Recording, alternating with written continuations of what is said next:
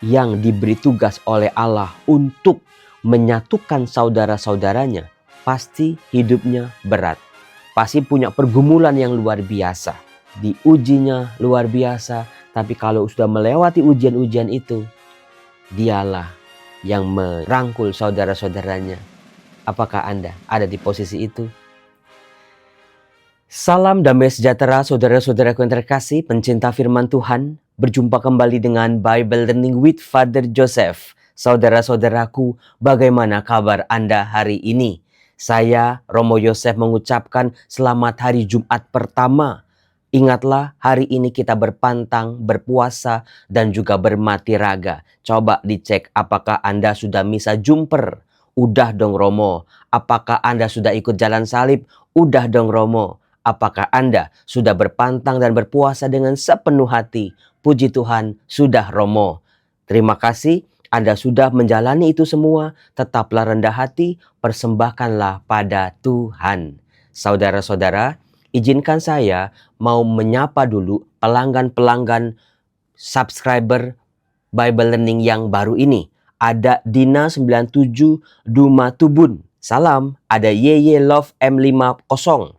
Ada Hadi BP 10, ada Maria Liberty, ada Lani Dharma Mulia, ada Mudi Liviana, ada Mike Bison, ada Elizabeth Diana. Terima kasih sudah berlangganan video-video Bible Learning ini. Semoga Tuhan memberkati Anda semua. Saudara-saudaraku yang terkasih, kalau Anda baca bacaan-bacaan yang dibacakan dalam perayaan Ekaristi Jumat pertama ini, itu pasti si pengkhotbahnya, Romo yang khotbahnya pasti bingung. Kenapa? Karena bacaan pertama panjang. Bacaan Injil enggak kalah panjang.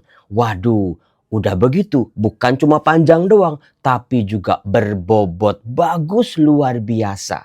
Lagi-lagi kita bisa menjadikan kitab suci yang kita baca menjadi cermin buat kehidupan kita.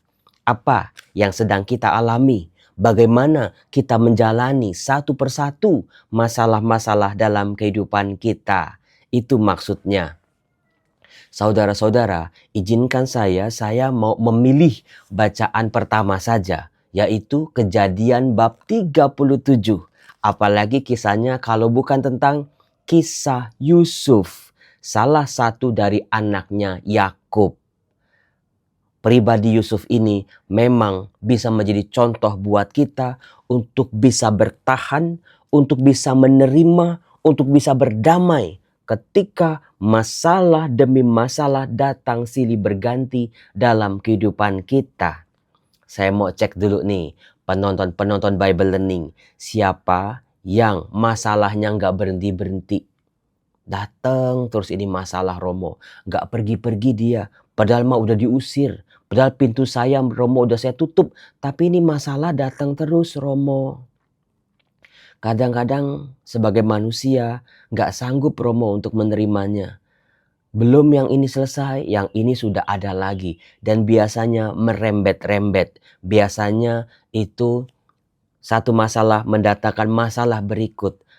Salah satu yang terbesar yang saya yakin dialami oleh banyak orang saat ini adalah masalah keuangan. Betul apa betul? Romo, tahu banget Romo bahwa masalah keuangan yang dialami oleh banyak orang zaman sekarang seolah-olah pintu rezeki ketutup. Betul-betul Romo. Tutupnya itu kayaknya digembok sampai 10 kali Romo. Karena saya udah coba berkali-kali tapi kok gagal lagi. Udah coba cari kerja, udah puluhan Romo. 30 lebih sudah coba, tapi kok satu pun juga nggak pernah ada balasannya. Usaha mau mulai ini, mau mulai itu, mau jual aset ini, jual aset itu, mentok lagi.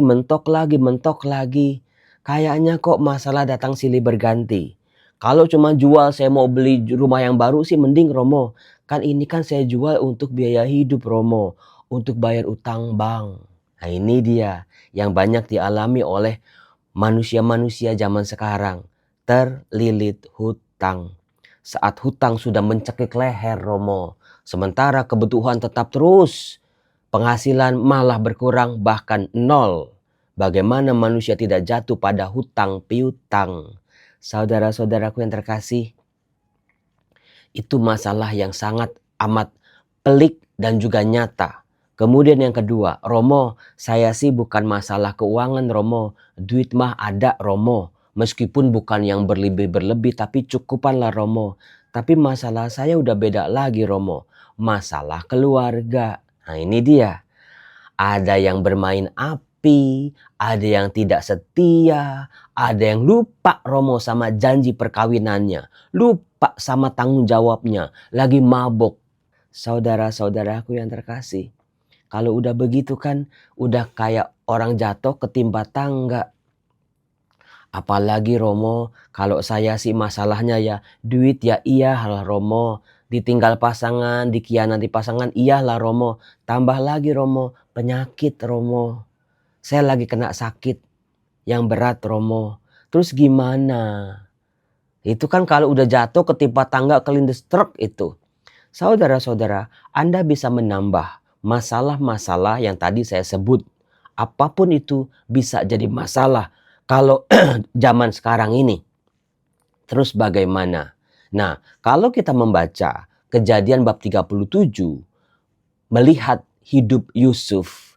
Bagaimana Yusuf ini lahir dalam sebuah keluarga.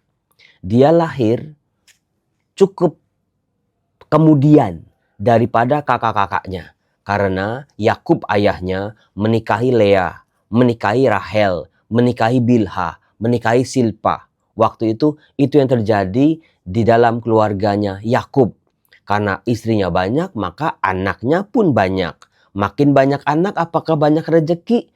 Kadang-kadang iya Romo, tapi makin banyak anak, makin banyak masalahnya. Nah problemnya adalah Yakub sangat mencintai Rahel, ibu dari Yusuf ini. Lea dia nggak sayang-sayang banget. Bilha Silpa juga dia nggak cinta-cinta banget. Tapi dari 3 perempuan ini, Yakub punya banyak anak. Sampai akhirnya kandungan Rahel dibuka oleh Tuhan. Dan akhirnya Yakub dan Rahel bisa punya anak. Inilah yang namanya Yusuf. Arti nama Yusuf dalam bahasa Ibrani itu Yashaf. Artinya orang yang ditambahkan. Nah, ditambahin apa Romo? Ditambahin masalahnya, ditambahin perkara-perkaranya, ditambahin problem-problemnya, atau ditambahin juga berkat-berkatnya. Saudara-saudaraku, Anda mau yang mana? Masalah Anda bertambah, atau berkat Anda bertambah. Saya mau belajar dari Yusuf, ternyata masalah demi masalah yang dia hadapi, yang dia miliki, yang mendera kehidupannya, ternyata menambah kekuatan dirinya. Sehingga berkatnya juga semakin bertambah. Siapa yang mau jadi seperti Yusuf? Kalau saya mau, Anda mau enggak? Berkat dari Tuhan tidak membuat kita anti dari masalah. Tidak membuat kita membuang jauh-jauh masalah kita. Memang berkat dari Tuhan membuat kita mampu untuk tidak cari-cari masalah. Nah ini dia.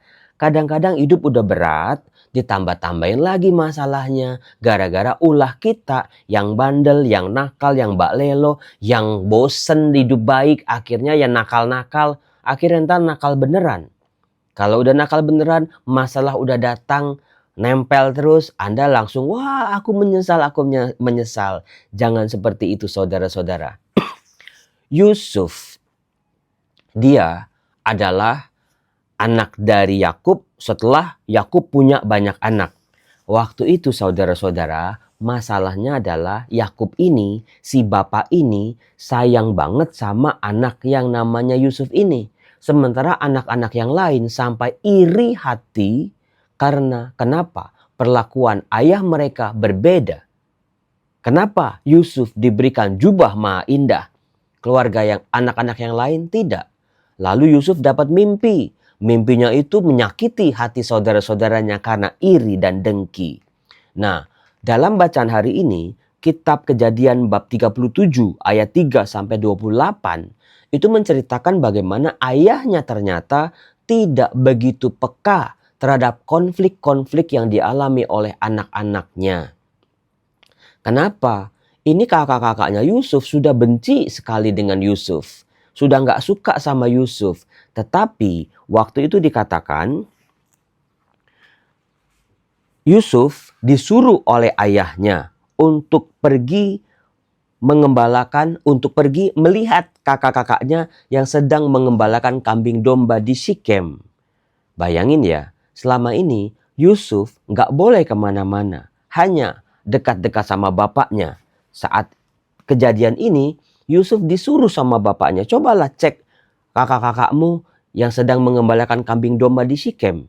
Bapaknya nggak pernah mengira, bapaknya nggak pernah menduga bahwa itu sangat membahayakan anaknya ini. Maka hati-hati kalau orang tua lihat anak-anaknya berkonflik, jangan didiemin. Dari kecil kelihatan banget didiemin. Udah ke remaja makin kelihatan tapi malah dibela yang ini ataupun yang itu. Anak yang merasa tidak dibela akan merasa sakit hati dengan orang tuanya, akan semakin membenci saudaranya ini.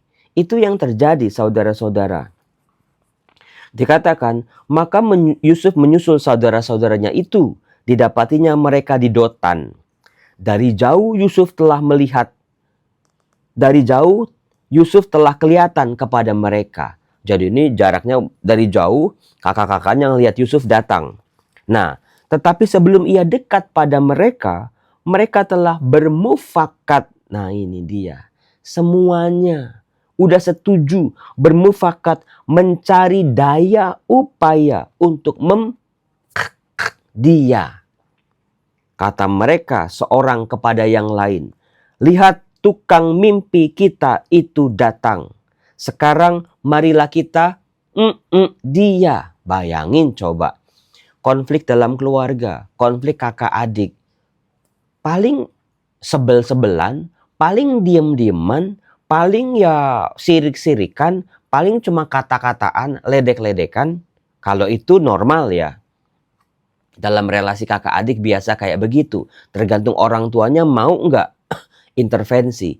Tapi yang terjadi saudara-saudara, konflik antara kakak adik yang dibiarkan, bahkan orang tuanya lebih memilih tidak melihat atau pura-pura nggak ngelihat, pura-pura nggak peduli atau pura-pura nggak ada. Nggak ada kok, anak-anakku semuanya saling sayang menyayangi. Nggak tahu aja.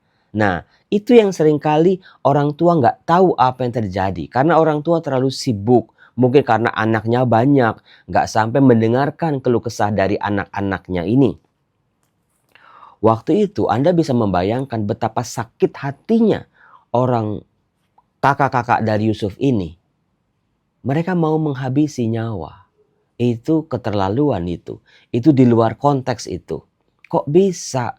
Mereka nggak takut sama Tuhan. Itu kan darah daging mereka sendiri. Itu kan keluarga mereka sendiri. Itu adik mereka sendiri. Dari ayah yang sama. Tapi ya itu, kalau dendam udah kesumat, kemarahan udah ditumpuk-tumpuk, kedengkian sudah sedang mencari-cari celah. Begitu ada kesempatan, bapaknya nggak ada. Ya udah, kita abisin aja sekalian. Lalu mereka kan tadi dikatakan bermufakat mencari daya upaya. Mereka bilang mau memfitnah, seekor binatang buas telah menerkamnya. Dan kita akan lihat nanti bagaimana jadinya dengan mimpinya itu.